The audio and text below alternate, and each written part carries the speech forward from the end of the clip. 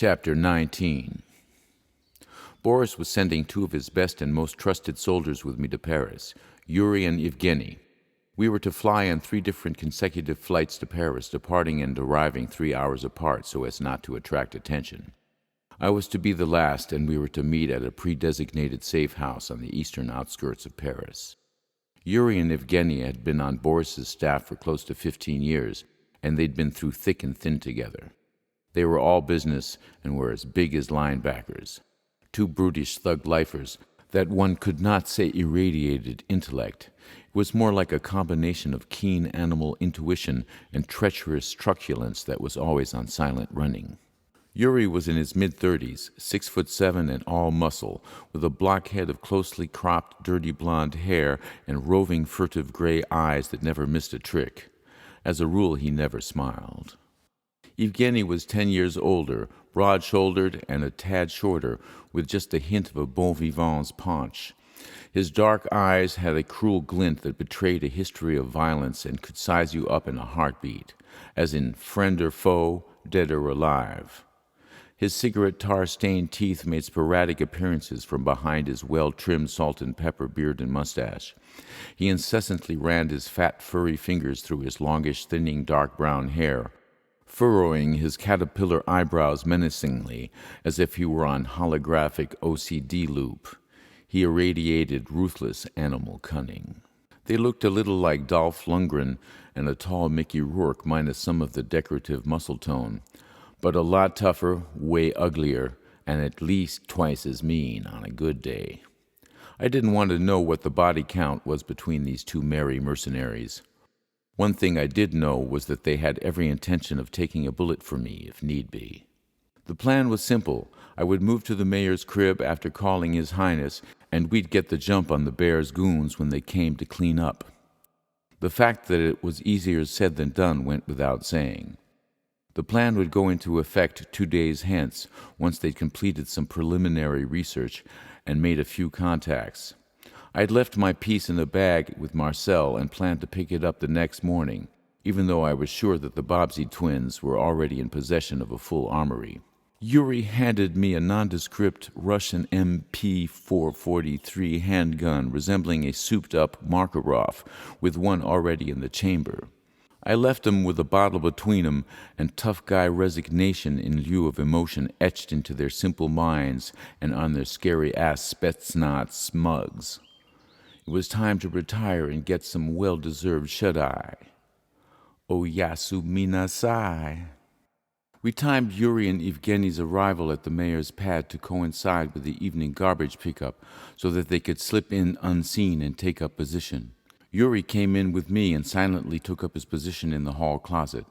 Evgeny took the back stairs to the maid's quarters on the 6th floor, then crawled out of the skylight onto the roof and positioned himself to easily drop onto the rear balcony when the time came.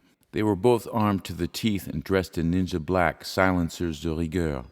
It was 8 p.m., and I made the call to the mayor. "Where the hell are you, West? I've been trying to reach you for days," he grumbled angrily. "We went on a trip. Just got back today. I think someone's after us. You wouldn't know anything about that, would you?" "No, West, of course not. How could I? What do you mean, after you?" he replied connivingly and surprisingly way unconvincingly for someone who'd made a career of lying through his teeth in the political arena. Hilarious. The motherfucker wasn't even knee-high to a 2-bit actor. I told him about the attempt on his daughter's life, and he feigned horror. Then told him that we'd taken a trip to the south, and that Laura was staying with some friends of mine and wished to remain incommunicado. He then began to improvise, saying that it was possible that JPT Sr. was behind this, which was indeed plausible. I told him that I was tired and needed to get some rest, and that I would call him again in the morning. When the doorbell rang at 11 p.m., I was ready for action. "C'est ouvert," I called out. The door opened as Evgeny dropped down from the roof to my balcony, weapon at ready. "Allô, Nick, c'est moi," a familiar, husky, sexy, suave, feminine voice called out. And in sashayed not my would-be executioners, but a decked-out and expectant Nicole with a smooch, a smile, and a wide-on. I was unable to entirely conceal my surprise, but I tried valiantly to dissimulate my distress whilst slipping my piece into my belt behind my back. I asked as calmly as possible how she'd gotten into the building. She said that she had been let in by two gentlemen who'd arrived only moments before she did, and who had graciously held the door open for her, commenting that gallantry was still alive in some parts of the world. I then heard the elevator engage for the second time. No longer attempting to hide my trepidation, bundled her off to the bedroom. She gasped when she saw the silencer-fitted Beretta that had appeared in my hand. I told her to hide under the bed, be quiet, and hurried out into the living room to meet and greet my next uninvited guests. When the doorbell rang this time, Evgeny was already in the room behind the couch, aiming at the front door, and the lights were out. "C'est ouvert," I called out for the second time. An interminably short span of time elapsed before they entered from a darkened hallway with laser sights and fucking night vision goggles. Shit. I dove, rolled, and sprang for the light switch, hoping to temporarily blind them as Evgeny opened fire. They tore up the couch with automatic silencer-fitted weapons. The front man and Evgeny had both taken hits before I'd even gotten off a shot. Yuri jacked in the box out of hiding behind them and plugged them both in the head, then a second time for good measure. I shut the door as Yuri checked on Evgeny. He was losing a lot of blood. He'd taken 2 to the left shoulder and 1 to the lung. I sat him up so he wouldn't drown in his own blood and applied pressure to his shoulder. Yuri called the doctor and the cleaner, who were on standby a few blocks away. They arrived within minutes. The doc patched up Evgeny as best as he could.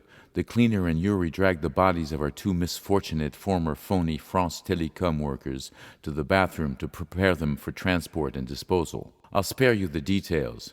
They were scarily efficient. All evidence was erased except for the bullet holes in the couch and the walls within 30 minutes. We were ready to roll. Man, we'd made a lot of noise. We were lucky it was August and that half of the population leaves town for the summer holidays. "Now we must do girl. No loose ends. Sorry, Nick," Yuri said. "Not gonna happen, man," I said, getting the drop on him. He just smiled an "it's your funeral" smile and shrugged. "Call Boris now," I said with my "I'm not playing" voice. Now Yuri was pissed and we weren't friends anymore. He dialed the number and kicked the phone over to me, which I picked up, keeping my gun and my eyes glued on him. I told Boris that his boys wanted to waste my girlfriend and that I wasn't having it. Boris called off the dogs and said we'd talk. That didn't sound too good, but a temporary reprieve was better than nothing. Nicole hadn't seen a thing, having spent the duration of the firefight under the bed, something that I tried to explain to the boys, but it was against policy, and they didn't like it one bit. They'd had to back down, and the vibe was a far cry from Cool School or Copacetic when I finally lowered my weapon. I walked towards the bedroom and told Nicole to stay put, and told the boys I'd see him in Moscow. I thought they were going to leave without a word, but Evgeny said, "Thanks for lights, West," and Yuri, still conscious, nodded. Nicole and I exited the building 10 minutes later and headed for the nearest taxi stand, which was another 5 minutes on foot. She was badly shaken, and even though she hadn't seen anything, she'd heard some seriously scary shit. I told her I worked for the CIA, and that she had to calm down and most def call before she came over the next time. I also mentioned that it would be a good idea that she didn't mention this incident to anyone, ever. She just gave me that "no more nookie for you" glare. I brought her home knowing that I'd never see her again. It looked like that sweet honey dripper of hers had just become my personal collateral damage. Bummer, dude. Evgeny was going to need serious medical attention and time to recuperate before traveling.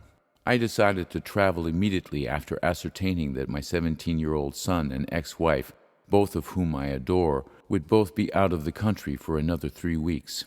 It being early August and the summer holidays. What a relief to know that they were not in any imminent danger. Boris had helped me out of a serious jam and I owed him big time. But there was still the bear and the mayor to reckon with.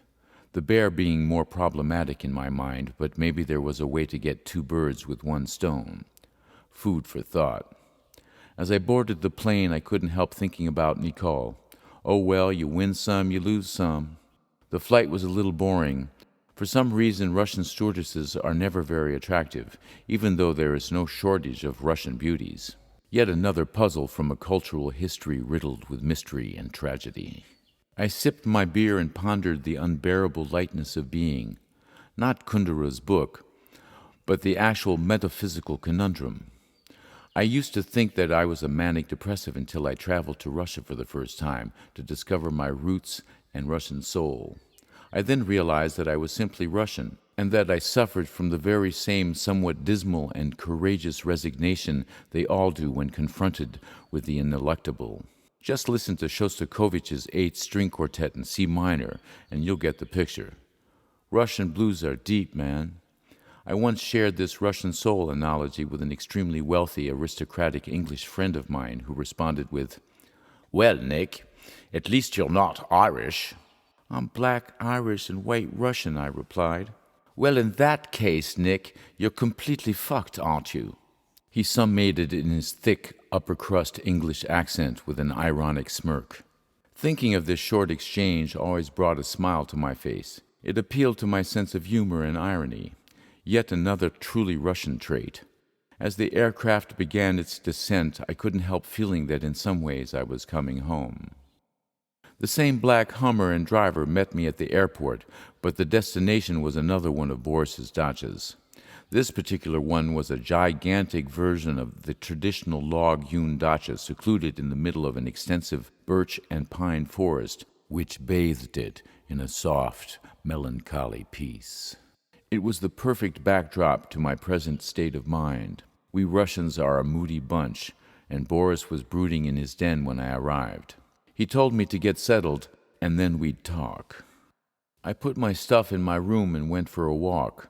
The sky was deep blue, punctuated by rolling cumulus clouds and high-flying birds of prey. The pungent and rich organic smell of earth and flora soothed my soul and senses as I explored the forest near the dacha. I lost track of time and only returned a couple of hours later, much to the consternation of my host. Annoyed but relieved, Boris ushered me into his den for the talk. Boris is a hulking man of 6'4" in his mid-40s with a fighter's body going slightly to flab, but by no means soft. His hard-set jaw and furrowed brow are only eclipsed by his piercing gray eyes. He'd never been anyone's fool, and never will. Those intense dark gray eyes were now burrowing straight into me. Though his French is as fluent as mine, we never conversed in that language.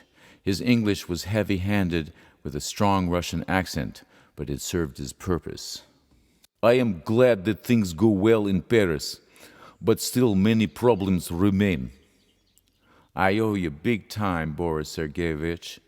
He gruffly waved off my thanks and continued.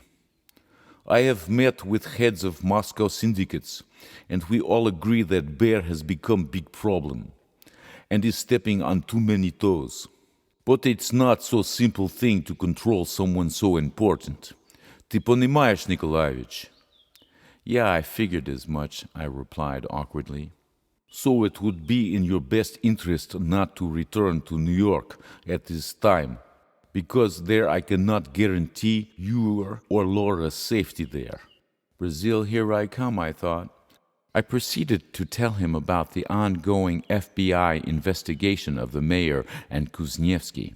A light switched on behind his eyes, and he smiled slyly as he pondered the significance of this new information and said, "This is very interesting development, my dear Nick.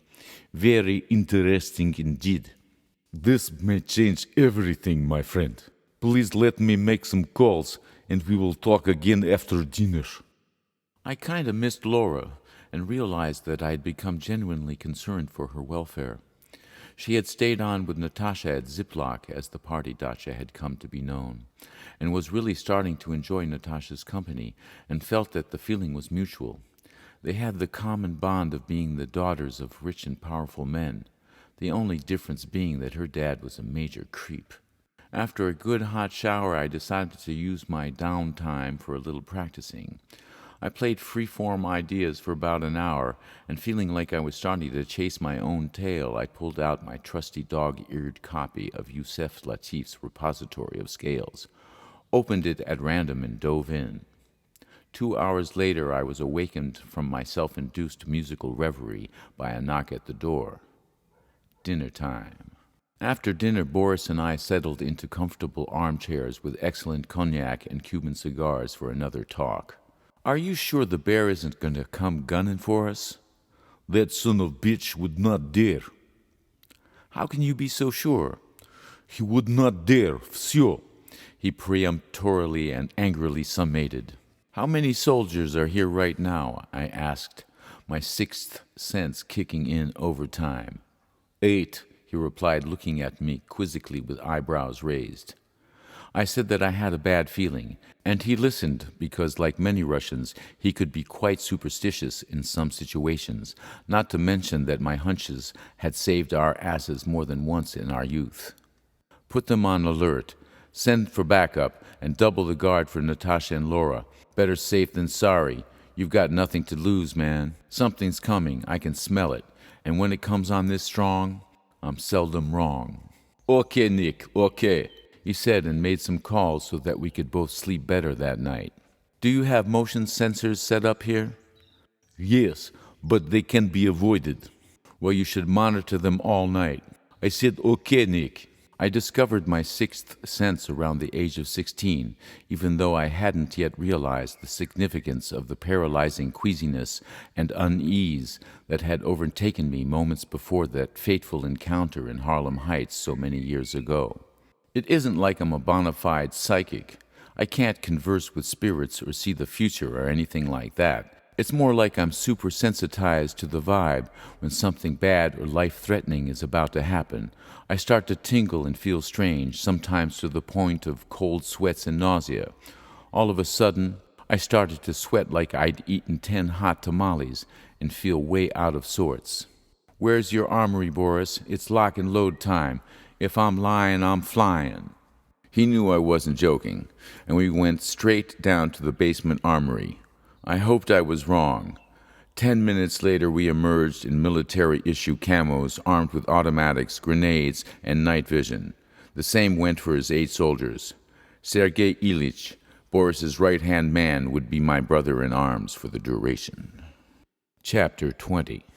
5 motion sensor alarms went off simultaneously, indicated by red lights flashing on the main panel, and corresponding to the eastern sector of his 1,000-acre patch of forest, meaning that something was approximately 2 clicks away and closing in fast. The northern sector lights started flashing a couple minutes later. We rigged as many grenades with tripwires at 200 yards from the house as we could in 10 minutes. 15 minutes later, we heard 2 explosions in rapid succession, followed by a third. Then all hell broke loose as volley after volley of automatic weapons fire hit the dacha. We were holding our fire until they were within 50 yards. Then we were going to let them have it. We were pretty sure that we were outnumbered at least 2 to 1, so we were counting on our strategy and the fact that they'd probably been counting on the element of surprise and not organized resistance. We split up into teams of 2 and fanned out to cover the 5 positions at 50 yards from the house. We stayed low and in motion, firing short bursts, so as to appear to be greater in number and not give away our positions too easily, advancing when possible and trying to drive them back towards the tripwires. Our tree lookout gave the signal, and we started to stick and jab, advancing, lobbing grenades in random succession. It was working. We were driving them back. Another tripwire blew, which meant they were sustaining pretty heavy casualties early in the game. The pain was unbelievable. It felt like my left shoulder had exploded. I hit the ground hard, seeing stars. Giving it everything I had not to bawl like a bitch or pass out, I crawled for cover behind a large stump a few yards away as Sergei advanced into the melee. I had to slow the bleeding down somehow. I cut a swath of camo and jammed it into my wound and blacked out. When I came to, I was disoriented and weak. I could still hear weapons fire, but it was sporadic and seemed to be about 300 or 400 meters away. I blacked out again. When I finally awoke with blurred vision, cottonmouth, and severe disorientation, a pleasant female voice told me in Russian that I was going to be okay, and that she would fetch the doctor immediately. When the doctor appeared, I asked where I was and what day it was. 2 days had passed since the firefight, and I was in a private hospital. I had arrived by helicopter unconscious and near death due to blood loss. I could barely feel my body, feeling kinda queasy as the massive dose of morphine they'd just given me kicked in. I understood then and there that junkies were onto something. Talk about cruise control. I could get used to this shit, I thought, my mind slurring its words. I fell into a deep opiate-fueled sleep, only to wake 16 hours later, early in the morning of my third bedridden day. Boris came to see me that afternoon, soft-spoken with brotherly concern in his eyes. After ascertaining that I was relatively conscious and coherent, he proceeded to fill me in. We'd lost 4 men, killed 12, and captured 2, who subsequently died during interrogation. Approximately 6 of the Bear's men had escaped. He then tossed a copy of the New York Post, dated the day before, on the bed. The headlines read, "Last Dance for Russian Mob Boss. Brighton Beach capo Leonid Kuznetsky and his driver blown to smithereens when car explodes in Russian disco parking lot." You crazy son of bitch. We would have never made it if you did not convince me to prepare for attack. You saved the day, my friend. "Well, I guess we're even then," I said feebly, attempting a smile. I moved back to Ziploc and was very pleased to find out that Sveta and Natalia had been retained as my private nurse's aides. They'd have me playing doctor in no time, I thought hopefully.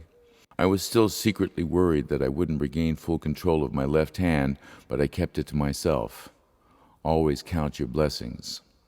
After a week of R&R, it occurred to me that Mr. Mayer was still a major loose end, and that with the Bear out of the picture, the FBI would probably lose interest in the current investigation. I was starting to obsess. That evil mother had to be taken down. Then it came to me. It was dog-eat-dog time. I'd given it a lot of thought, and it occurred to me that either the mayor or JPT2 had put out the contract on Special K, but that it was very unlikely that they were working in tandem. There had to be a way to get these evil twins to start hacking away at each other. I shared my thoughts with Boris. He agreed, and we both put on our thinking caps to ponder this pressing conundrum. The increasingly obvious solution appeared to be simply give them both the impression that they were being blackmailed by the other. It was tempting to try to implicate the mayor in the Bear's death, but this could, if made adequately convincing, quite possibly end in a political assassination, which could in turn have terrible repercussions for the Russian mob in general. This made it an unacceptable risk. On this, both Boris and I agreed once again. I made a copy of some of the Strong Island footage I'd given to the mayor for our favorite banker, along with a demand for 50 million smackers, along with the account number for an offshore account which Boris provided. Who knew if JPT coughed it up, we'd take him to the cleaners. This idea appealed to Boris. 50-50, Sergeyevich, I said with a sly smile. Конечно, Nikolaevich, he said, mimicking my smile. I had also implied in the accompanying note that there was irrefutable proof that he had a hand in his son's death. I then composed a similar letter with different demands to the mayor, threatening to expose his daughter's complicity in the death of Miss Philippines, which could and would be corroborated by witnesses, as well as his connections to the Russian mob and the recently deceased. I also implied that there was proof that the mayor was already responsible for at least one attempt on his daughter's life in Paris. All of this information would be made available to the press and the authorities if he did not cooperate fully and resign from office immediately. It was truly a Machiavellic moment that was meant to be savored. We toasted to the downfall of child-murdering devils everywhere, each downing a generous dose of excellent vodka, then a second. These packages were to be sent to their respective destinations in an untraceable manner the following day. Now all we could do was bide our time and await the outcome of our subterfuge. Boris and I were hardly saints, but compared to these evil bastards, we were St. Francis and St. Augustine. Actually, I've always related to those two, as far as saints go anyway. You know what I'm saying? Laura and I met on a daily basis in the late afternoon to play chess in the library or by the pool, depending on the weather. Chess is a very congenial way of spending time with someone while keeping conversation minimal, which suited us both just fine. We were well matched. She was a good player and beat me regularly, but not systematically. The color had returned to her cheeks, and she seemed well rested and had already started to study Russian. She had become a pet project that I hoped I would not regret. You can't change the world or help all the needy, but every once in a while you can make a difference for somebody. When our fearless leader read the headlines about the bear, he had to sit down. It wasn't that he was saddened by the loss of his associate, but that he was seriously having trouble processing the information and its ramifications. The current events had temporarily overloaded the royal circuits. The fact that West and Laura were still breathing was a thorn in his side, to be sure. But it was the $500 million in land deals that he and Leonid had been in the process of brokering that had him truly worried to the point of heart palpitations. Someone was going to have to be held accountable. When the letter with the very damning allegations demanding for his immediate resignation arrived a week later, the mayor simply collapsed and was hospitalized. The official cause being cited was chronic fatigue syndrome. The mayor's faithful assistant found the letter once his boss had been whisked away. His first impulse was to destroy it, but then thought better of it, as his considerable accumulated resentment simmered, and he decided to preserve it for a rainy day. There is no honor among thieves and their lackeys. JPT-2, on the other hand, did not feel threatened in any way upon receiving his poisoned package. He was only enraged and out for blood. "How dare he fumed. "I'll destroy him. 50 million. That weasel. How dare he?" The first thing he did was send all the information he'd acquired in the last month about the mayor's illicit holdings and offshore accounts having to do with his shady real estate dealings to an extremely appreciative press contact and the FBI. This was done, of course, anonymously and through a complex array of proxies. The mayor wouldn't last a week, he thought with satisfaction. The only thing that bothered him was how could he possibly have any proof that he'd personally requested the hit on Johnny. He decided that it had to be a bluff, grasping at straws, but best be prepared, he thought nimbly. It was true the mayor hadn't lasted a week. The wrath of Paul had been swift and thorough. Our fearless leader was going down in flames, fast, in a fabulous flurry of furious accusations from all sides, and was already facing federal charges. He was chopped liver, plain and simple. His resignation was shaking the very foundations of city politics. It would be a long time before business returned to normal. The scandal was delectable and selling papers like hotcakes. The press, as usual, representing not so much the pundits of our society, but the vultures and the detritus. The mysterious disappearance of the mayor's daughter was also getting some attention, but was definitely playing second fiddle to the growing political scandal. It was impossible to keep the news of her father's downfall and Johnny's death from Laura any longer, as it was impossible to gauge her reactions to these revelations. She must have felt so alone that evening when she'd excused herself and left the table mid-meal to retire to her chambers for the rest of the evening. Natasha had attempted to console our ailing princess, but to no avail. There was way too much going on in that little girl's head. Powell would be a much harder nut to crack. We both agreed it might be best to let the big fish get away and for the young and the restless to steer clear of the old and the ruthless. Epilogue 1.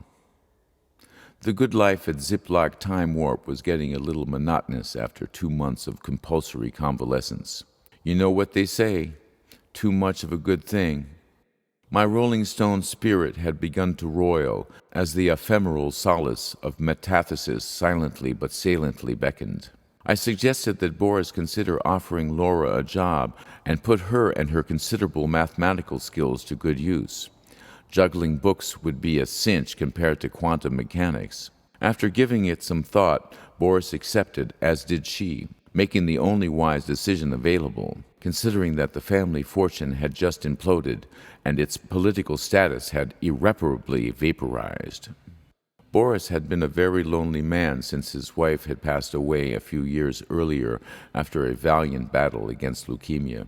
I knew that there was no lack of tale for the boss's amusement, but I asked him if there was anyone special in his life right now. He sadly admitted that there was not. I then asked him if he would like to meet a friend of mine named Ava Morris, and he expressed a definite interest when I described some of her considerable attributes.